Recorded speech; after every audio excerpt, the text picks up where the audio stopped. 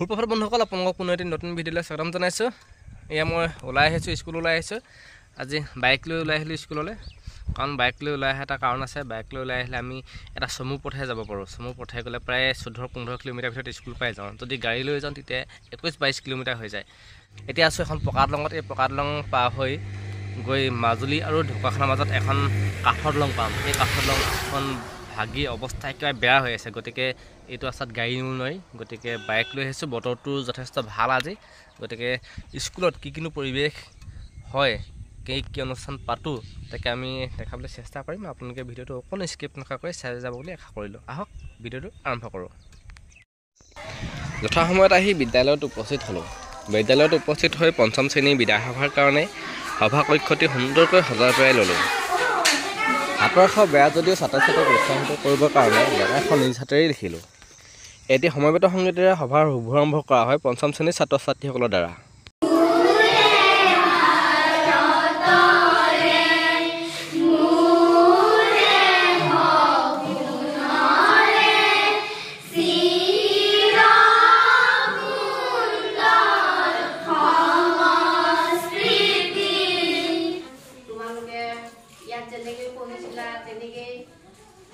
তাতো বেছিকৈ পঢ়িব লাগিব। এতিয়া ইয়াত কমকৈ পঢ়িছিলা যদি এম স্কুলত গৈ বেছিকৈ পঢ়িব লাগিব। তোমালোকে আমি ইয়াত যেনেধৰণে শিক্ষা দিছিলোঁ তেনেদৰে ছাৰসকলেও তাত তোমালোকে দিব। ছাৰহঁতে যি নীতি নিয়মে তোমালোকক পঢ়ুৱাই সেই নীতি নিয়ম গ্ৰহণ কৰি তোমালোকে ভালদৰে পঢ়িবা। সমানে সমানে দুইজনে প্ৰস্তাৱ হ'ল। 13টা পাইছিলে নেকি? হয় নহয়? 13টা পাইছিলে। সেইকাৰণে তেওঁলোকক প্ৰস্তাৱ বিতৰণ কৰোঁতে মই এটা কথা আছিলে কি, দুজনকে যেতিয়া তোমালোকৰ বিদায় জনাম তেতিয়াহে তোমালোকক মই মোৰফালৰ এটা প্ৰস্তুত কৰিম দেই।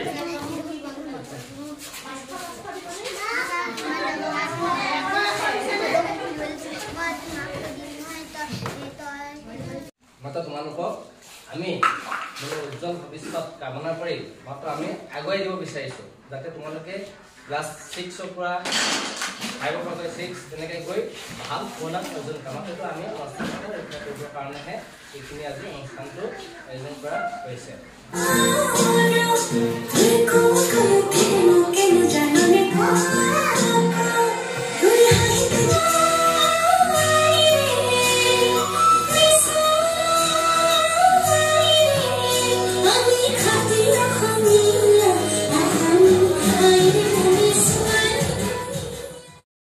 সমগ্ৰ পৰিৱেশটো বিষাদেৰে বিৰাজমান কৰিছিল, গতিকে পৰিৱেশটো অলপ সহজ কৰিবৰ কাৰণে সৰু এটি এক্টিভিটি কৰিলোঁ।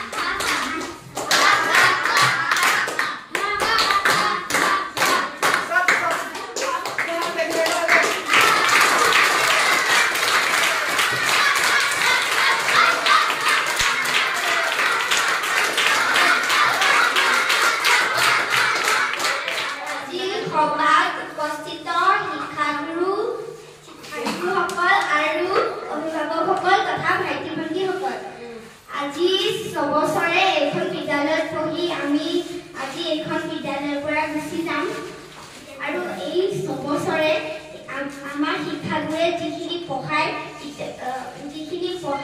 আলোকিত কৰিলে তাৰ বাবে আমি ছাৰ বাইদেউসকলৰ আগত সদায় চিৰকৃতজ্ঞ হৈ ৰ'ম।